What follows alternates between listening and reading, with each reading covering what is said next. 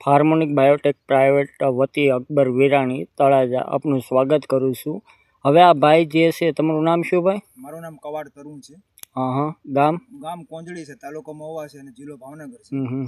તમારો mobile number? મારો mobile number 81 41 79 90 81। હા આ વસ્તુ જે છે તમારા હાથમાં શું છે?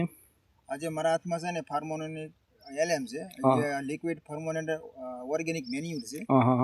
અને આ વાપરવાથી જ્યારે શરૂઆતના સ્ટેજમાં એકદમ હાઈટ નથી વધતી અને પ્લસ પીળું હતું, અને આ વાપરવાથી છેલ્લા હજી તો 7 થી 8 દિવસ જ છે અને એક પિયત આપેલું છે અને સારામાં સારવાનું રિઝલ્ટ છે। આની સાથે તમે બીજું શું વાપર્યું હતું?